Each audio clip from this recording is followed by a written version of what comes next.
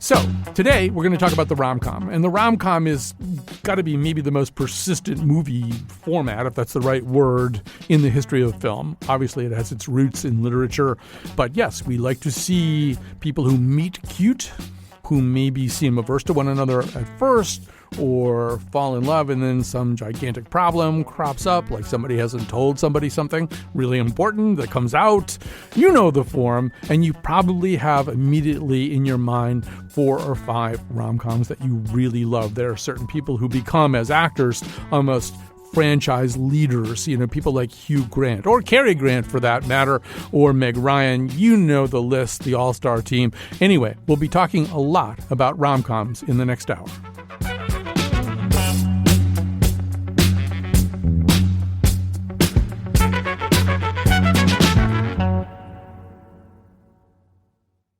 We use movies to dream, right? And one of the things that we dream about at the movies is love. We see stories that tell us not only about love and make us laugh about love, they kind of tell us a little bit about what love could be. And I think that's one of the reasons we love rom-coms, and it's also why everybody has opinions about rom-coms. I put up something on Facebook asking people for their favorite rom-coms, that kind of thing. Just sort of an open-ended thread. In 3.5 or 4 hours, it had 117 comments and people very passionately declaiming on the parts of various movies that they care about. So that's what we're going to talk about today. We're going to get started with the author of From Hollywood with Love, The Rise and Fall and Rise Again of the romantic comedy. That is Scott Meslow. Welcome to our show, sir. Thank you. Pleasure to be here. So I guess we have to begin by defining our terms, because, in fact, you will find substantial arguments about what is a rom-com. I mean, I think we know that Anna Karenina is not a rom-com. But beyond that, I'm amazed at the number of things that people on Facebook, for example, thought were rom-coms. So give us a working definition here. Yeah, that was certainly one of the first things I had to figure out. And, when you're writing a book about rom-coms, people love to tell you about it. And they'll say, my favorite's The Notebook or something. And it's not necessarily an accurate answer. You have to very gently say, well, that's not necessarily covered in the book. So for me, as I was figuring out the movies to cover in the book, it became a pretty straightforward test, suggested of all things by the director of How to Lose a Guy in 10 Days, a guy named Donald Petrie. He said, basically, if you look at a movie with a love story, if you pull that love story out, is there still a movie? And if the answer to that question is yes, then it is not a romantic comedy. Right. So, and we'll get to some that kind of play around with that question, too, I think, because, first of all, I think it's a great test. I mean, I think we have to back up and say, and one of the reasons The Notebook fails is it fails on the other score. I mean, in other words, the movie has to be romantic and it has to be funny, yes. Or hence the term romantic comedy. So The Notebook is not funny, so it's not a romantic comedy. Got some jokes, but that ending, when someone is dying of Alzheimer's at the end, it's hard to call that a laugh riot. Right. It does have Kissing in the Rain, and we may come to that because Kissing in the Rain is obviously a pretty key trope here. Okay, so we've got a definition, and we'll talk about some specific examples that might kind of strain against it in certain ways. You deal in the book with the question of whether Grosse Pointe Blank would be a rom-com. I mean, it is very much about the love between Martin and Debbie, but it's also the driving force of it probably is not the love story.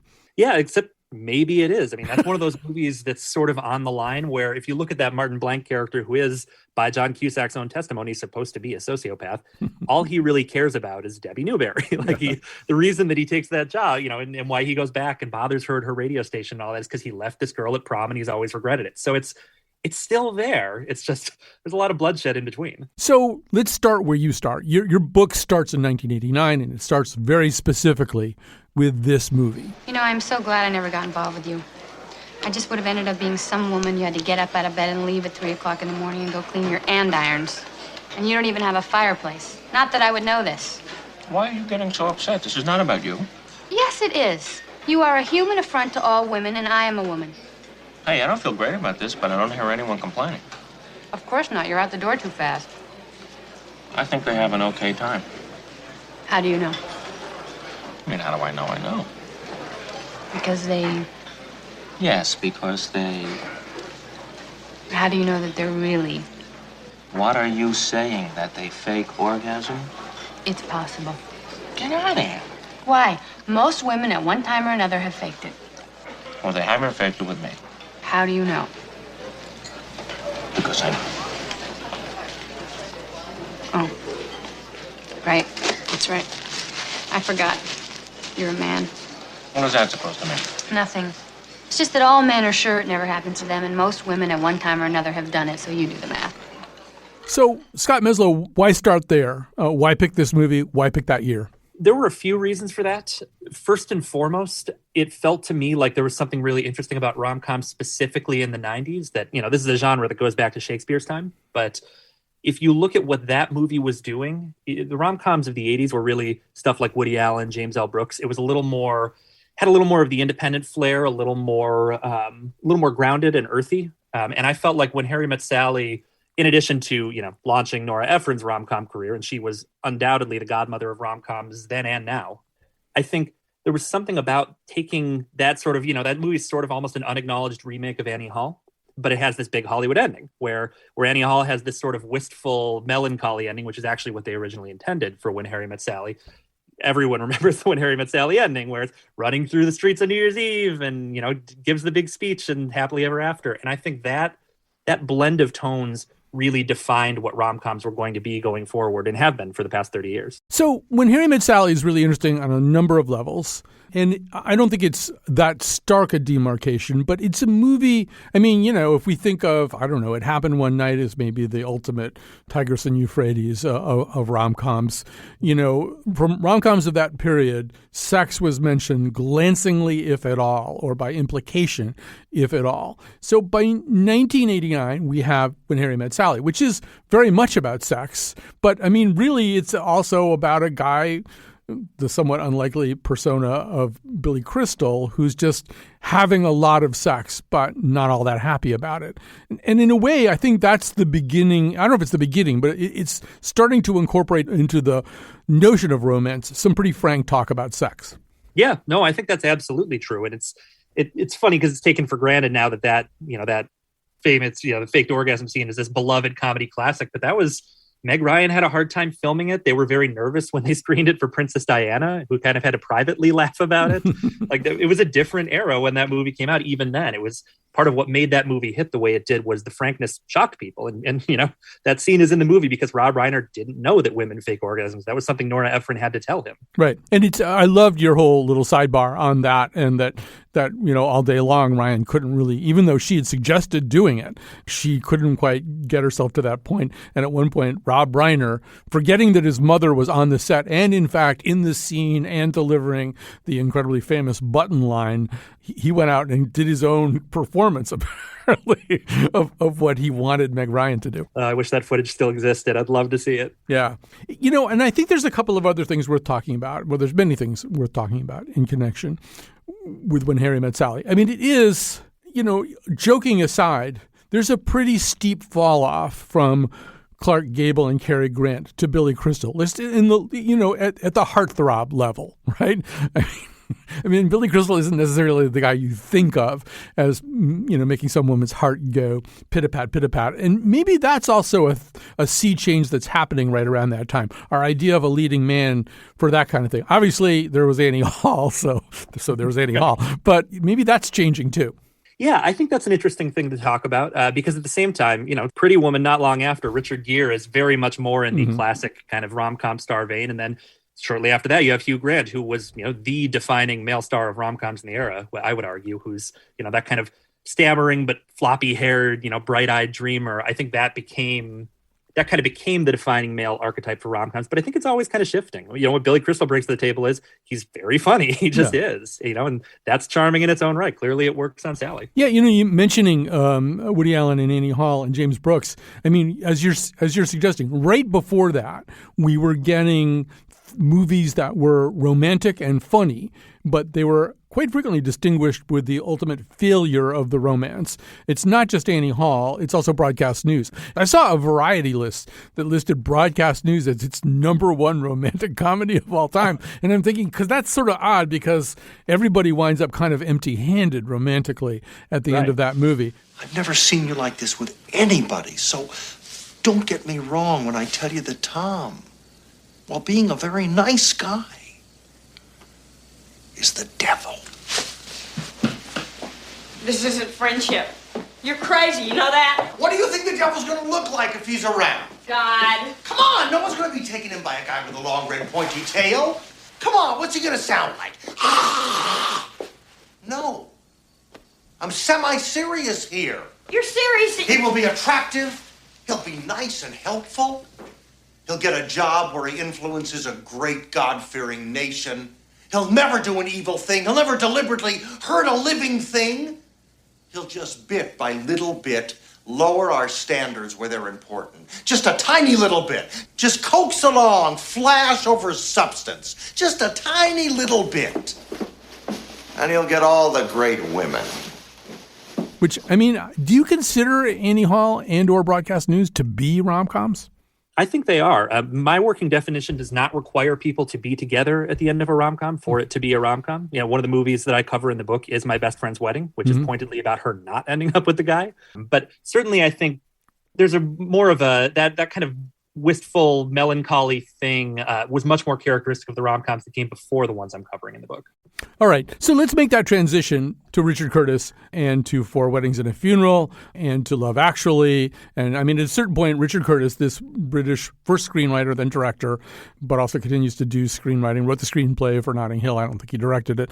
So here's this guy. He really kind of does emerge alongside Nora Ephron. If there's somebody across the ocean who's not a woman, who's Nora Ephron, it's Richard Curtis. He's starting to figure this stuff out. And Four Weddings and a Funeral, I do think is a marvelous, marvelous movie. And it's also, as you detail in so many of your accounts, the story of any really good movie, the backstory is always things that could have gone wrong. You know, they almost didn't cast Tim Allen in Galaxy Quest, and they almost didn't cast Hugh Grant. Only one of three people who mattered wanted to use Hugh Grant in Four Weddings and a Funeral. Yes, and Richard Curtis certainly did not. He voted vehemently against, in part because he really saw that character as his on-screen avatar. And I think Richard Curtis seems like a perfectly lovely and handsome man, but he thought Hugh Grant was much too handsome for the role. He'd really pictured sort of an awkward nerd and the guy who wouldn't normally get the girl being the one who would anchor this rom-com, and that's what would make it special. And so he was really resistant to the idea of handsome, charming Hugh Grant, even if Hugh Grant is doing essentially a Richard Curtis caricature. But he was overruled, and I think he, to his great credit, Richard Curtis has since said 1,000 times that he was an idiot and Hugh Grant was the only guy who could have done it, and certainly that's how it worked out. Right, and I think Four Weddings is an interesting case in a lot of different ways. And yes, I mean, Hugh Grant brings to it that kind of shambling, you know, offhanded, stammering, blinking charm that we then followed him around and made it almost impossible for him to be anything else for a while. But I think there's so much more going on there. And I think one of the reasons a certain group of people like it is it's very smart. I mean, so is When Harry Met Sally in its own particular way. But, you know, to have a rom-com where the funeral, you know, is one half of a gay couple and the other half is up there eulogizing him and doing this tremendous reading of the Auden poem. He was my north, my south, my east and west, my working week and my Sunday rest. My noon, my midnight, my talk, my song. I thought that love would last forever. I was wrong. Suddenly, you know, you really kind of are in a slightly different place here. You're kind of invited into a world of people who think and read and talk a certain way. And to me, that's some of the charm of the movie. Absolutely. And that was how it was explicitly marketed at the time and described. You know, it was this kind of underground hit. It was like, oh, here's the rom-com for the Seinfeld crowd. Like the people who think they are too good for rom-coms, who think the genre is too corny, too cliched for them. This is the one that's drawing them in. And I think for a good reason. If you look at what Richard Curtis does well, my favorite thing probably about him as a rom-com writer and eventually director is that he's really generous to his supporting characters. Everything feels fleshed out in a way that these kind of cursory roles. I mean, there's this wonderful subplot with the Kristen Scott Thomas character who just sort of casually and tragically confesses that she's been in love with Hugh Grant the whole time. And I don't think most other filmmakers would have bothered with, like, you know, the kind of the fifth character you recognize in the movie to have a moment like that. But I think to me, it's the most beautiful moment in the film. Yeah, I'm so glad that you're saying that, Scott, because one of the things that I thought about reading your book is the incredible value and probably underappreciated qualities of second, third, and fourth bananas. I mean, When Harry Met Sally is great for a lot of different reasons, but Carrie Fisher and Bruno Kirby are not small reasons why it's great. They're almost this kind of Greek chorus that's kind of talking about what's going on while the protagonists are going on. And of course, they're very funny and engaging and terrific. There's, The American President, which a lot of people on Facebook apparently think is a really great rom-com. I mean, Michael J. Fox, you take him out of the movie, it's nowhere near as watchable. Boy, I hate doing that. She was trying on dresses. I tell any girl I'm going out with to assume that all plans are soft until she receives confirmation from me 30 minutes beforehand. And they find this romantic? Well, I say it with a great deal of charm. And certainly Four Weddings and a Funeral, Simon Cowell, Kristen Scott Thomas, all these people, it really is, I think, almost an ensemble piece. Oh, yeah. I mean, the cast is absurd. And in some ways, even though it's, I think, correctly now recognized and certainly described in my book as a rom-com classic, I think you can make a case that it's also kind of a friendship ensemble type movie with a big romantic subplot at the heart of it. Right. So if we're going to talk about fabulous casts and ensemble pieces and Richard Curtis, we're going to transition pretty quickly to Love Actually, which, it's really interesting. I hadn't quite grasped this until reading your book, but Love Actually and Something's Gotta Give not only came out at the same time, but were kind of competing at the Christmas box office that year. That's kind of like two pretty iconic modern rom-coms, fighting it out. But the first question is Love Actually a rom-com, or is it some kind of huge stacked up collage version of a lot of different kinds of ideas? I think it's a rom-com, but it's a deeply strange one. And it's one that originated with Richard Curtis being who he is and just loving love stories and wanting to make movies about love, deciding he's going to fit every kind of love story he can think of into a single movie. He was very much inspired by Robert Altman and Pulp Fiction and just thought, what if we make love the organizing principle, which is where you get relatively conventional sort of cutesy rom-com setups like the thing with Colin Firth and almost like a Lost in Translation love story there, quite literally. And then you get weird stuff, where it's an aging rocker and his manager who's his best friend getting drunk on Christmas, and that's a love between friends. Or you have the extremely tragic love story that you get when it's Emma Thompson's character realizing her husband's having an affair that is pointedly unresolved at the end of the movie. It's just this kind of sad note, but that's another kind of love. And that's kind of Richard Curtis in a nutshell. He wants to do it all. Right. And you failed to mention the prime minister who's in love with somebody he's not supposed to be in love with, somebody who works for him. One of the many arguments we could possibly touch off here is whether Hugh Grant's dancing in the mansion scene is better than Tom Cruise's dancing scene in Risky Business, but they're both sort of great dancing alone in the house kinds of things. But yeah, once again, we get Hugh Grant's kind of offhand charm kind of anchoring the middle part of it. And I think another thing that Curtis does, tell me what you think about this, and you can see it a little bit in Four Weddings, and you can see it a lot in Love Actually, is there's a sort of self-consciousness about the fact that this is a rom-com. We are trafficking in certain kinds of tropes and idioms that are pretty familiar to people, and even the sort of the joke at the end of Four Weddings and a Funeral, where you sort of see the after stories of the characters, and it turns out that poor lovelorn Kristen Scott Thomas has hooked up with Prince Charles. There's sort of a sense, well, that's sort of a joke almost about that almost sits outside the movie somewhere. It's not really true within the probability of the movie. It's more of a joke about love. And it seems to me that Love Actually, although it's quite serious about love, also seems to have almost a kind of postmodern awareness of what it's doing. Oh, absolutely. And I think Richard Curtis has always had that. I think one thing that would have changed the way that movie has been interpreted dramatically is the Rowan Atkinson character. It was cut, but was originally intended to be revealed as an angel, sort of like manipulating the events around Christmas to make sure everyone got what they wanted, which is why he distracts the security at the airport so the kid can run through. And I think that sort of heightened awareness of the genre, I think that's Richard Curtis is very actively playing with that. I'm so glad they didn't make him an angel. A little on the nose. Yeah. I love "'Tis But the Work of a Minute" when he's wrapping up the resin. So we're talking as two movie appreciators about this genre. There's a way in which it's a little bit of a stepchild, though, right? I mean, just in terms of how many Oscar nominations come through, although it happened one night, I want to point out, I think it had all 5 of the possible major Oscars, and that only One Flew Over the Cuckoo's Nest and Silence of the Lambs are the only other 2 movies to do that. But there's a way in which the rom-com is sort of like, well, this is something to pass the time in a very endearing way, but is it serious art? Can you just talk about that a bit? Yeah, I mean, that's always a problem with comedies in general. They're just sort of devalued in principle, even though I think if anything, it can be very hard to make a great comedy. Great script, great performances. It takes zippy editing. But I think rom-coms in particular, I mean, you can't tell the history of this genre without talking about like sexism in Hollywood and sexism in film criticism. It's just how it was and how it is to a degree. I would like to think things are getting some better. Certainly we're in an era where rom-coms broadly seem to get more attention and more respect when a good one comes out. But yeah, I think there's this perception that these movies that are so light and bubbly and fun are easy to make. I think they're pretty clearly not. And then on top of that, they're movies that, especially in the era that I cover in the book, were mostly marketed to women, often made by women at a time when that was less common in Hollywood. And film critics tended to be men, white men. Audiences clearly responded to them, but they were just often getting devalued. And as I point out in the book, a lot of the rom-coms that we think of as the ones that kind of broke through and got Oscar nominations, what a coincidence that they happen to be the ones that center a male protagonist's point of view. But that's how it's been from Four Weddings and a Funeral to Silver Linings Playbook to As Good as It Gets. It's just one of those things, and it makes you think when you start to look at the pattern. So since we're talking about that, we should talk about Nancy Meyers. I love some of the stuff that's in the book. I love the fact that for Something's Gotta Give, Diane Keaton believed that there was no way in the world that Jack Nicholson, a man she knows pretty well, was going to do something like this.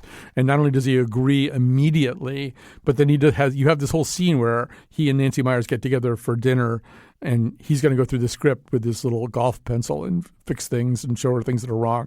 And then he kind of admits he doesn't have anything. Yeah, very unusually for him. I mean, that's true across the board. Keanu Reeves called the best script he'd ever read. That was one of those movies that Nancy Meyers had it in her mind. It was based on an experience she had herself after being divorced and having a difficult relationship, and she kind of poured it into the script, knowing that Diane Keaton and Jack Nicholson, that's who it's going to be. The rest we'll figure out, and they did, and it took a long time. But yeah, I mean, if you want to, again, if we talk about movies that maybe don't get the respect they deserve, that's an auteur film. I mean, that is a film where she controlled every aspect of the production. She had a very specific vision in mind. It was very difficult to get the film there, but the results speak for themselves. I think it's also, and I haven't thought long and hard about its precursors and stuff, but it's a movie that also suggests that love and sex for people who are getting on in years, who might actually be having heart attacks and wondering how soon after a heart attack they can have sex again. And I mean, there's like a whole bunch of things in there that are very recognizable to me as a baby boomer, that I haven't seen that much in rom-coms. Oh, yeah, no question. And it's, again, Nancy Meyers was kind of the only person who was making it at the Hollywood level who could make a movie aimed mostly at women in their 50s. That was Erica Berry is, a woman in her mid 50s, divorced but successful. She has this beautiful beach house in the Hamptons. There's an idealized vision there to a degree, but it's also just dealing with the real issues of being that age and kind of thinking your life is going one way, and then something blows it up and takes it in a completely different way. And that's a classic rom-com setup. You just don't see it with people that old.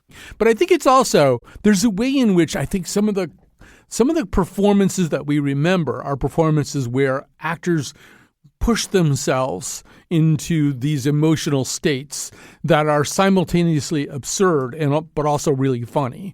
I mean, I think one of the reasons that we love Keaton in Something's Gotta Give is that scene where she just cries and cries. You have one new message. Message 1. Erica, hi, it's Julian. I'm in the restaurant, and just wondering if you're on your way. It's about 8:20. It's a lovely night out here. It's nice.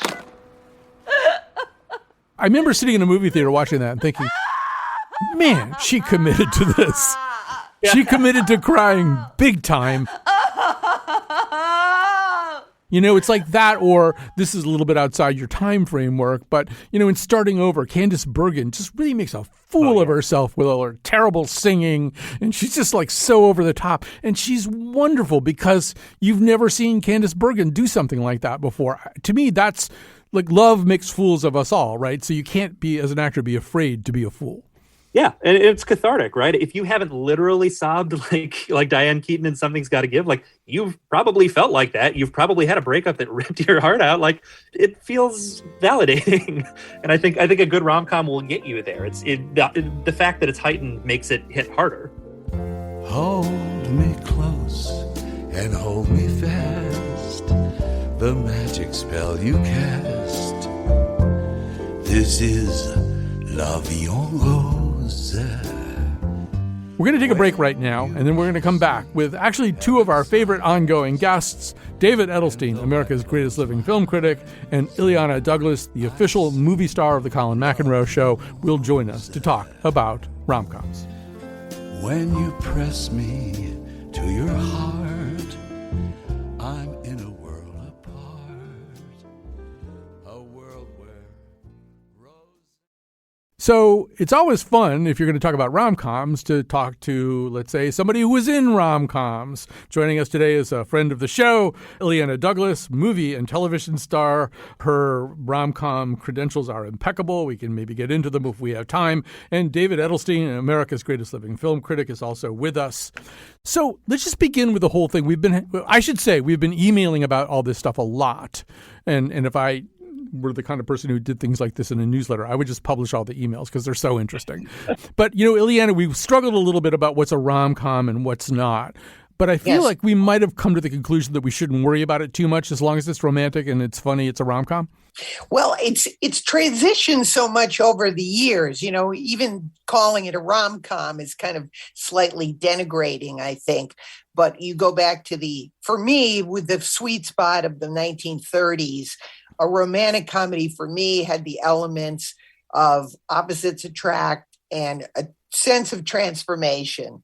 The two leads sort of changed their point of view about love by the end of the movie. That's, for me, is sort of the biggest thing. Obviously it's a love story and there's comedy, but I think that it's, they find true love through finding themselves, and there's a transformation. Let's go further into the past. We'll slowly work our way back into the past. So, Illeana, on your list of among your favorites is Pillow Talk. Rock Hudson, Doris Day. He's kind of a womanizer. He actually is implicitly getting a lot of sex. She lives somewhere near him. They share a party line. They get on each other's nerves. He comes up with this kind of subterfuge way of kind of dating her, and wacky complications ensue. First of all, tell me, what do you like? A lot of people probably think, Rock Hudson, Doris Day, that's too corny for me. Say why you like it. Well, number one thing a romantic comedy needs, chemistry between the two leads, because you've got to take this enormous leap of faith.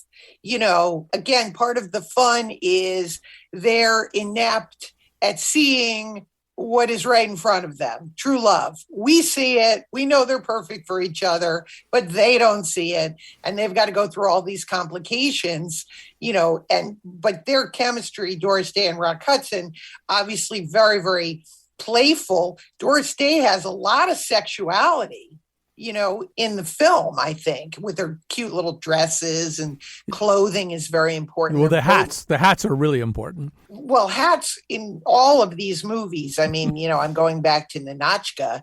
Remember, after she has sex with my grandfather, Melvin Douglas, Leon, she buys a silly hat, so it connotes that they have had sex. But what I like about Pillow Talk, again, he's a womanizer, but he changes his ways by the end of the movie. Again, we have this transformational kind of man there. Right. Well, this is the point that you've been making as we've been discussing this, right? That you think that there might be some kind of continental divide between the time when movies were about that people had to change in order to discover their love for one another, to see what's good about one another. And sort of more laterally, more recently, it seems as though it's not really about that anymore because people have no interest in changing. Well, that's my theory about why romantic comedies have kind of, gone out the window, is that today nobody wants to change or is willing to change. And the very act of changing is considered weak. So dating today is about having the same interests. So we both like to go to see the Red Sox, and we both like cooking. And so therefore you have no conflict. And so part of the fun, again, of these movies is that, this universal idea that this is what we're all searching for. We're all, we're rooting for love, and it causes this unexpected adversity, and it's how everybody handles that adversity and then we have the cheerleaders, the supporting characters from the other side. But it's how these couples, their little human foibles are they going to get the pot of gold at the end of the movie? And my theory about today is just that there's not much conflict going on. Therefore, it's not really very funny. So they try to come up with a premise, lose a guy in 10 days. Don't see someone for 40 days, things like that. And they're harder to get behind, I think. There's not as much adversity for them. Right. There's some exceptions to this. Doesn't Nicholson say to Diane Keaton, help me be a better man? So, maybe he's going to change a little bit. David, what do you think of that theory? I agree with it wholeheartedly and depressingly as well. It's a problem because the whole notion of change has become so political, especially for women. I mean, women have been told for so many years that they have to adapt, they have to change themselves in order to conform to male expectations and to the mores of the day. And of course, many of us grew up with Bewitched and I Dream of Jeannie, or I Love Lucy, in which the whole theme of the show was this untamable, zany woman with kind of magical powers having to be kind of kept in line by an overbearing man. And it wasn't always so, but I think Pauline Kael, I remember, pointed out that after the Second World War, the refrain of many Hollywood movies and most rom-coms was that the heroine had to learn that running things isn't feminine. What does it mean to change? When Jack Nicholson says, you'll make me a better man, well, we know that that's not going to happen. We know that he's not going to settle down with her for very long. We know that all these old formulas, these old Hollywood formulas, maybe they were never true. Maybe we wanted them to be true, but we now see that they don't have a prayer of being accepted nowadays. So, Illeana, there's a show business anecdote that's probably true where somebody's talking about the idea of Ronald Reagan for president, and the movie mogul Jack Warner says, no, Jimmy Stewart for president, Ronald Reagan for best friend. And within rom-coms, there is this thing, right, about the friend, yes, or the supporting cast. You've done both. You've been the lead in a rom-com, but you've also been the friend. And this is kind of think Carrie Fisher and Bruno Kirby and When Harry Met Sally, yes. This is like a really important thing. Talk about what the purpose of that role is. Well, the funny friend, of course, which I did, to give you an example, Picture Perfect with Jennifer Aniston. Usually the funny friend, it has to deliver all the plot lines. Like, you were with David for 5 years and he never married you. So, you got to set up we have all the hardest lines. And then we also have to point out, because again, they're hilariously inept. I have to point out to Jennifer Aniston that Kevin Bacon has a crush on her, and she should probably invite him to that upcoming wedding she has to go to. So we set up the stakes. I mean, when you think of Charles Coburn in The More the Merrier, that's, to me, is the best supporting character of all time, fixing up the two leads. But you also, as the supporting character, it's funny because you can't upstage the lead, as I learned. That's right. Go to wardrobe and put on something more drab. So David, there's also, I think, a sense in which there's a kind of coloration that goes on with best friends and supporting actors. I mean, Tony Randall is in all three Rock Hudson, Doris Day movies. Thelma Ritter is in Pillow Talk as this kind of hilarious, perpetually hungover cleaning lady. First thing you got to do is to get her to talk to you. Right? Right. Really very simple. You've got an apartment. She decorates apartments. You hire her to do your place. 2 people decorating an apartment, that's pretty intimate. She's got to talk to you. Clever? Clever. There's sort of a way in which I think the supporting cast, the ensemble, they keep us from getting sick of the leads too, right? They do, but they also function, as Illeana suggests, they also function as cupids. And oftentimes I'm not speaking of Illeana here, but oftentimes their sexuality is a little ambiguous. Look at David Wayne in Adam's Rib, who is a composer of very sort of Cole Porter-esque and is rather fey, and yet he's supposed to be lusting after Katharine Hepburn's Amanda and making Adam jealous. But at the same time, he plays an almost a role like Puck in Midsummer Night's Dream. I mean, there's a sort of Shakespearean element to some of these characters. And yeah, sure, they take some of the pressure off the leads. And sometimes there are subordinate couples, also. Sometimes it's not just a friend. Sometimes you get a sort of comic couple, a sort of slob couple as a counterpoint to the gorgeous couple. And those are just themes and variations. All right, we're going to grab a quick break here. We're going to come back with more of Illeana Douglas and David Edelstein right after the proverbial this. Farewell, Amanda. Adios, adio, adieu.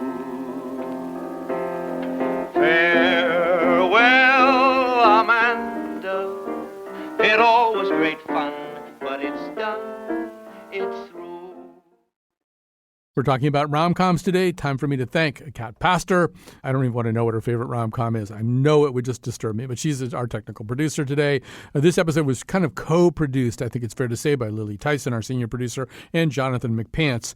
I sense, David, in both you and Illeana, an element of declinism. There's just kind of a sense that, well, we had to maybe recalibrate what we thought a rom-com was. I think Annie Hall would have surprised people. I think it's a rom-com, even though they're not together at the end. It clearly is romantic, and it's funny, and it's a rom-com, and it's about relationships. But it just seems with each passing era, some of the tropes and some of the kinds of tensions that propelled a movie like, say, The Lady Eve, they're just not there anymore. And does that mean the rom-com's going to go away? Or, David, does the formula just change a lot over time? Oh, I think the tensions that inform something like The Lady Eve are eternal. They're permanent. It's not the tensions. The tensions are there, but the way in which one explores them, the way in which one fantasizes about them, the way in which one gives them, free rein, that's what causes all the upheaval these days. And that, like I said, that's if we can just give our artists, male and female and everyone else, permission to explore those boundaries, to push those boundaries, and to question some of the new codes. We just need people who are going to have permission to push the envelope. Right. It could be argued, actually, not that this is a really new movie, but The Lady Eve and the Coen brothers movie Intolerable Cruelty are very similar kinds of movies. It's about like a woman who's a little bit ahead, or maybe a lot ahead of a man on a con. So maybe that tradition and that reminds me, Colin, that reminds me, we should at least just quickly say some things that some of the great movies that people should go out and see. The Lady Eve is my favorite movie. And anyone who has not seen The Lady Eve, go out, rent it, or preferably find somebody screening it. Why don't you look where you're going? Why don't I look? What you did to my shoe, you knocked the heel off. Oh, I did? Well, I'm certainly sorry. You didn't? You can just take me right down to my cabin for another pair of slippers. Oh, well, certainly. I guess it's the least I can do. By the way, my name's Pike. Oh, everybody knows that. Nobody's talking about anything else. This is my father, Colonel Harrington. My name is Jean. It's really Eugenia. Come on. And go back and look at Trouble in Paradise, Midnight, The Awful Truth, The Shop Around the Corner. I hardly need to be a proselytizer for that. The Philadelphia Story, His Girl Friday, which took probably the greatest farce ever written in this country, the front page, and made it even better by turning it into a rom-com with Rosalind Russell and Cary Grant. Yeah, so I wish you hadn't done that, Hildy. Done what? Divorce me. Makes a fellow lose all faith in himself. Almost gives him a feeling he wasn't wanted. Oh, now look, Junior, that's what divorces are for. Nonsense. You've got an old-fashioned idea. Divorce is something that lasts forever, till death do us part. Why, divorce doesn't mean anything nowadays, Hildy. Just a few words mumbled over you by a judge. We've got something between us nothing can change. I mean, Clooney Brown, Illeana and I were talking about before, Ninotchka, the Lubitsch films. There's a whole world out there to explore. Yeah, Ninotchka, broke every political taboo. To me, that is the craziest rom-com ever. Must you flirt? Well, I don't have to, but I find it natural. Suppress it. I'll try. For my own information, would you call your approach toward me typical of the local morale? Mademoiselle, it is that approach which has made Paris what it is. You're very sure of yourself, aren't you? Well, nothing's happened recently to shake my self-confidence. I have heard of the arrogant male in capitalistic society. It is having a superior earning power that makes you that way. A Russian.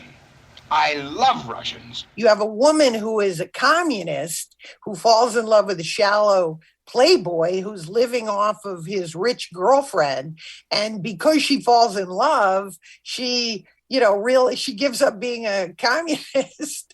And, I was thinking, would that ever happen today if a Trumper, fell in love with a Dem? Would the Trumper soften because they fell in love? I mean, the whole part of that seems screwy, like that people wouldn't be able to do that. But the movie works because you've got this colorless communist who falls in love and lets her guard down and falls in love. And that is her transformation. And I go back to that same thing, that change and transformation.